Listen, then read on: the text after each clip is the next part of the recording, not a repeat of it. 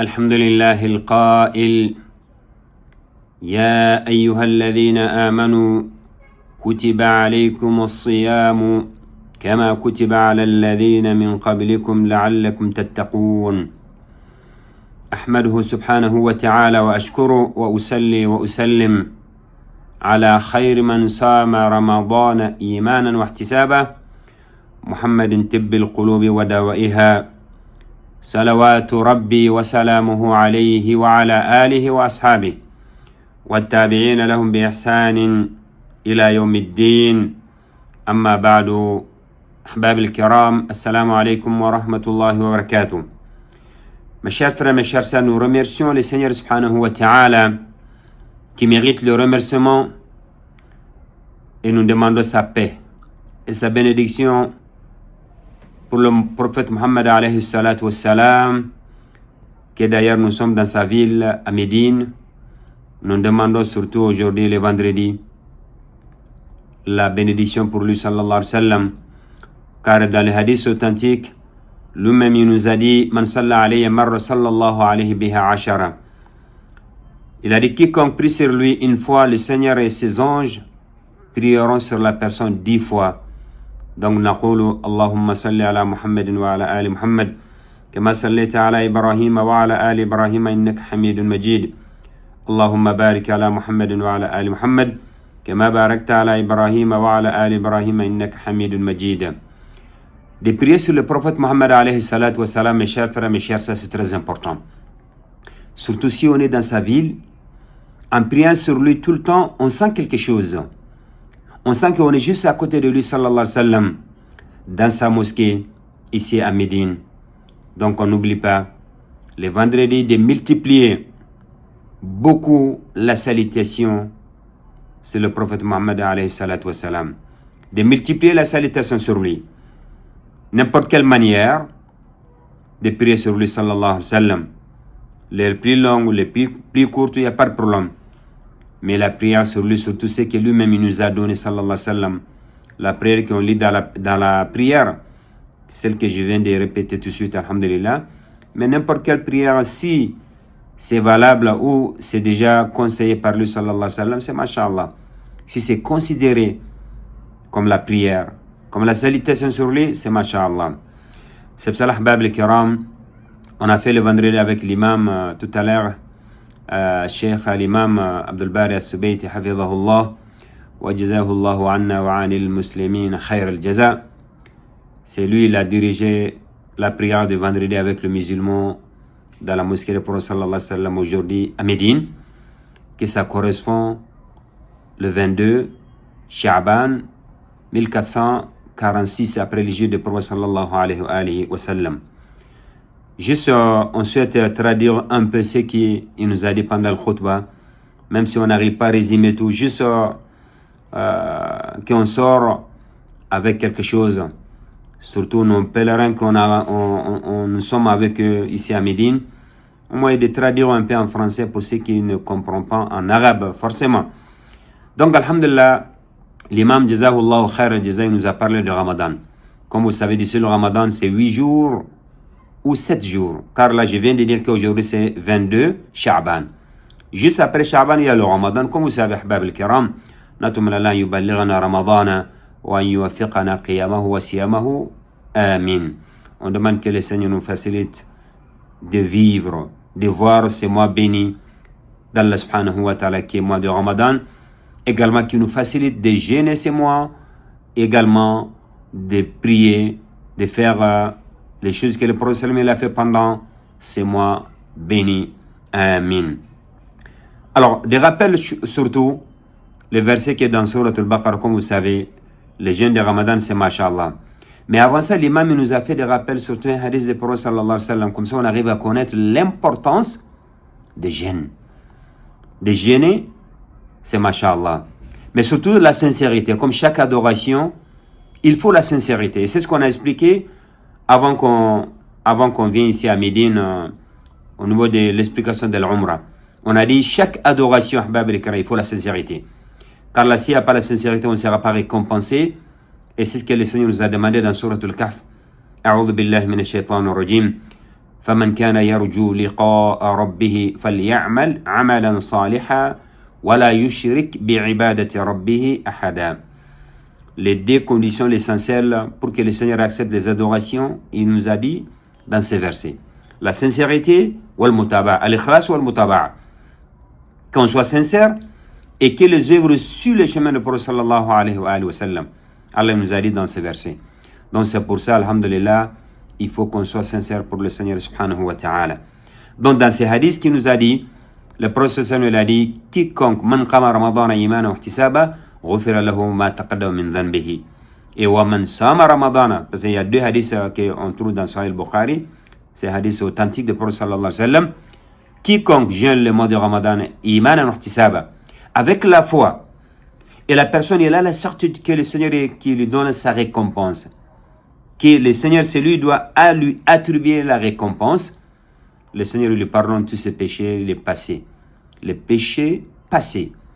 Il y a que le prophète sallallahu alayhi wa sallam, le Seigneur lui a pardonné les passés et le futur. On demande qu'Allah pardonne nos péchés, qu'il nous facilite toujours d'être avec la sunna du prophète sallallahu alayhi wa sallam. Donc dans ces hadiths, il y a trois manières de ces hadiths, comme il a dit le prophète sallallahu alayhi wa sallam. Il y a un hadith dit man qama ramadana, man sama ramadana, man qama laylat al-qadr.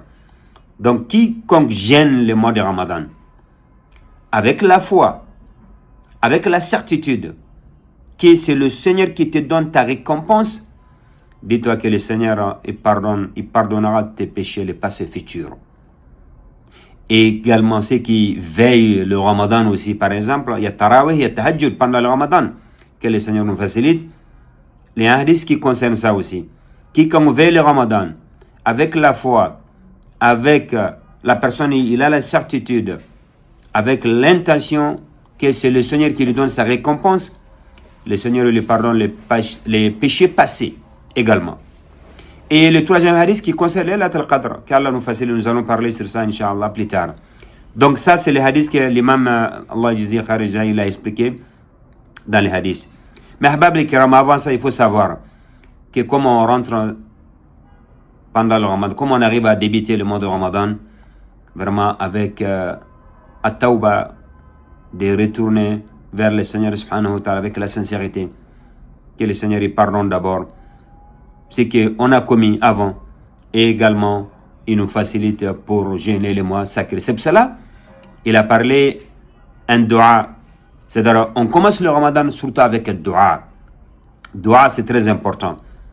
Le dua, il a fait un dua, il a dit un dua qui est parmi les doigts du prophète sallallahu alayhi wa sallam, qu'on lui demande qu'il nous facilite le jeûne du mois de Ramadan. Parce qu'il a dit le mois de Ramadan, c'est pas de punition. Non.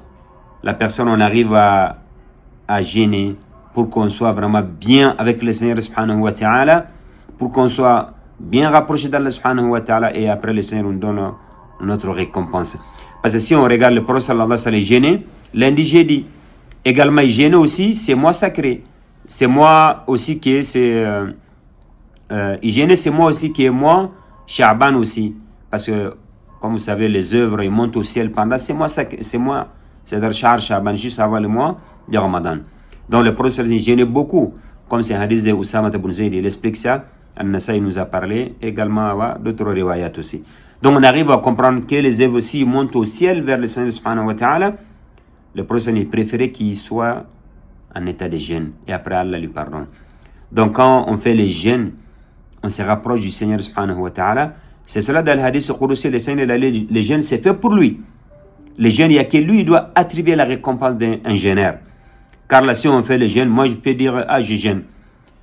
Mais en dehors, ou même en cachette, qu'est-ce que je fais? Les paroles que je prononce, ou je peux boire, je peux manger sans que les gens soient au courant. Mais par contre, le Seigneur subhanahu wa ta'ala, muttali'un, le Seigneur lui, c'est que, Ibrahim il dit qu'il a jeûné, mais il vient de boire, il a fait ça, il a fait ça. Ou même de propos. On jeûne, mais quand même on dit des choses qui sont illégales, même si on n'est pas en état de jeûne, surtout si on est en état de jeûne. Donc c'est pour cela que les jeûnes, ça doit être sincère pour le Seigneur subhanahu wa ta'ala. Quand il a parlé des doigts, pour qu'Allah nous facilite, et surtout pour que le Seigneur accepte aussi. Les doigts qui nous a ramenés, c'est parmi les doigts de procession, comme je viens de dire. Allahumma a'inni ala dhikrika wa shukrika wa husna ibadatik. Cette dua, il ne faut pas qu'on minimise Ahbab al-Kiram, qu'on répète. Surtout, le prophète disait cette dua après la prière. Parmi les doigts qu'on dit après la prière, ça fait partie. Si on arrive à connaître qu'est-ce la signification de ces doigts, on ne doit pas minimiser. C'est quoi la signification? Ô Seigneur, aide-moi à t'invoquer, à te remercier et de t'adorer avec le meilleur, parfait, le meilleure manière aussi. Ça c'est important, Ahbab al-Kiram. Allahumma a'inni ala dhikrika wa shukrika wa husni ibadatik. L'invocation du Seigneur subhanahu wa ta'ala, c'est important. Donc on lui demande qu'il nous facilite d'invoquer le Seigneur. Car l'invocation c'est différent. On arrive à voir, il y en a, il invoque le Seigneur, et il y en a, il l'invoque pas. Dans un hadith des prophètes, il dit, la différence entre ces deux personnes, c'est comme les vivants et les morts. Quelqu'un, il est vivant, quelqu'un qui invoque le Seigneur subhanahu wa ta'ala, et la personne qui invoque pas le subhanahu wa ta'ala, elle est morte. Donc l'invocation, ça revivre le cœur. Alors parmi les meilleures invocations, c'est la lecture du Coran.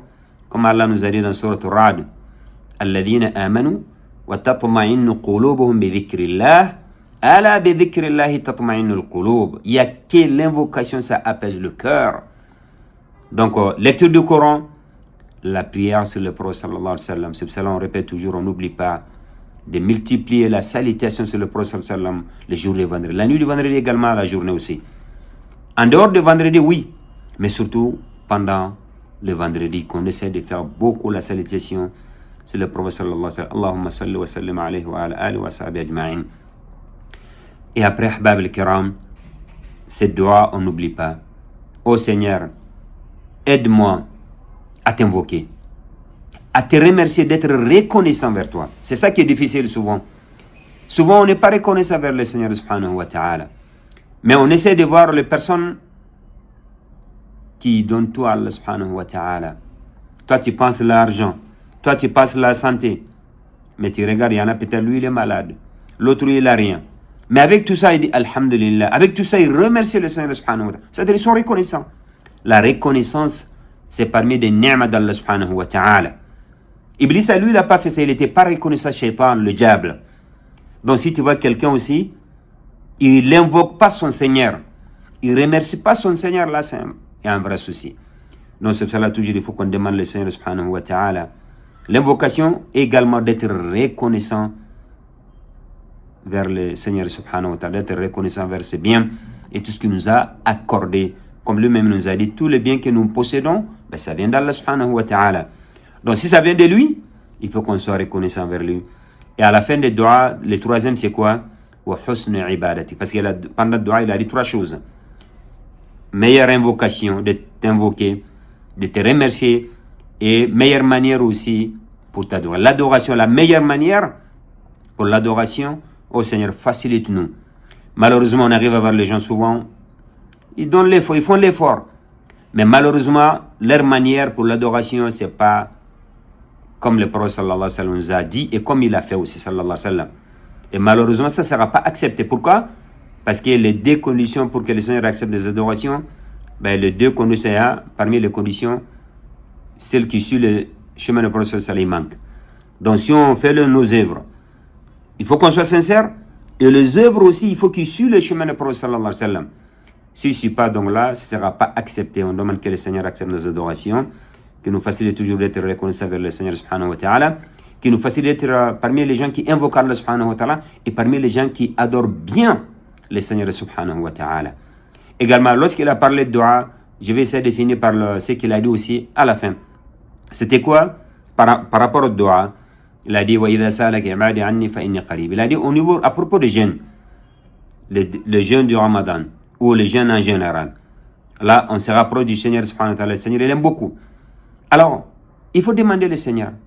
Parce qu'on a dit dua, c'est important. En général, son invocation, ce qu'il demande à son Seigneur, c'est très important. Surtout, il ne doit pas oublier le dua, de demander le Seigneur subhanahu wa ta'ala. Le verset qui est dans Surat al-Baqarah, à la fin du jeûne, lorsqu'il apparaît le jeûne vers le verset de cette page, Allah dit au prophète sallallahu alayhi wa sallam, وَإِذَا سَأَلَكَ عِبَادِي عَنِّي فَإِنِّي قَرِيبٌ. Si mes serviteurs me demandent à propos de moi, Allah il a dit, je suis à côté. Allah il n'a pas dit au prophète sallallahu alayhi wa sallam, non, Il faut que les gens ils expliquent tout à toi, comme ça toi tu viendras me voir au niveau des invocations. Malheureusement, comme ça se passe des endroits, soit des personnes qui pensent des marabouts, des gourous, je ne sais pas c'est quoi les noms, et ils vont voir ces personnes. C'est eux qui demandent à Allah pour eux. Je ne dis pas que le dua c'est interdit, c'est masha'Allah. Mais dis-toi que le dua que toi tu demandes ton Seigneur, masha'Allah. Il y a des gens sincères d'Allah. Il y a des gens pieux qu'on demande de dua, c'est masha'Allah, c'est important. Oui, ça, il ne faut pas minimiser, il ne faut pas négliger non plus. Si on voit quelqu'un, c'est un homme d'Allah, c'est un homme pieux ou une femme pieuse, on lui demande qu'il nous fait dua, c'est important. Mais il ne faut pas qu'on mette dans nos têtes qu'on est obligé de passer par quelqu'un pour faire dua. Non. Allah, il est juste à côté de nous, ça suffit de lui demander et il va nous répondre, subhanahu wa ta'ala. Donc nous, on essaie de demander toujours à Allah, subhanahu wa ta'ala. Et en condition, on n'oublie pas le contrepartie, c'est que le Seigneur nous a dit, on essaie de veiller sur ces choses. C'est impossible que nous, on demande à Allah, oh Seigneur, donne-nous ça. Et ce que le Seigneur t'a demandé, toi, tu ne fais pas. Ce que le Seigneur t'a dit de faire, toi, tu refuses. Et en même temps, tu souhaites que le Seigneur te donne. Le Seigneur est très miséricordieux, il est pardonneur. Mais on n'oublie pas ce qu'il nous a demandé de faire, nous aussi, on essaie de faire de notre côté. Comme ça, le Seigneur nous donne beaucoup de khair. Et pendant le deuxième khutbah de l'imam Allah Khair al-Jaza, il a parlé aussi ce qui concerne les dons. Les dons pendant le Ramadan, les sacrifices. De donner aux autres aussi. Si on jeûne, on sait quand même, c'est pas facile. Alors on pense aux autres. On essaie on donne aux autres les personnes les nécessités, les pauvres, les orphelins, ainsi de suite. On pense à eux pendant le Ramadan. Même en dehors du Ramadan, surtout pendant le Ramadan. C'est très important. Il est là. On demande qu'Allah nous donne beaucoup de khair dans ce bas monde également, les jours de la résurrection, qui nous facilite de jeûner ces mois bénis, comme Allah subhanahu wa ta'ala, de veiller, de lire le Coran, de faire les sacrifices, de faire dua comme il faut. On demande qu'Allah accepte nos adorations, qu'Allah accepte la umrah qu'on est sur le chemin, qu'Allah nous facilite, qu'il accepte pour tout le monde. On ne va pas oublier nos parents, qu'Allah subhanahu wa ta'ala yaghfir lahum wa yarhamuhum jami'a.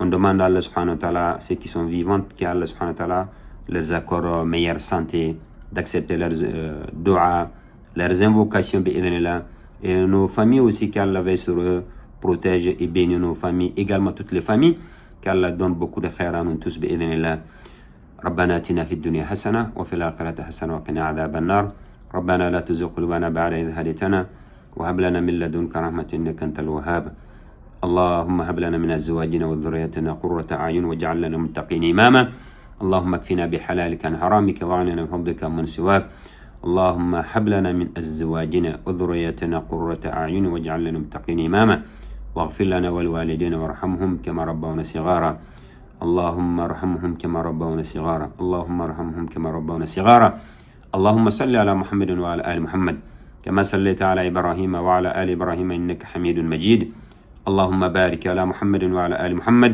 كما باركت على إبراهيم وعلى آل إبراهيم إنك حميد مجيد سبحانك اللهم وبحمدك نشهد أن لا إله إلا أنت نستغفرك ونتوب إليك وآخر دعوانا أن الحمد لله رب العالمين والسلام عليكم ورحمة الله وبركاته.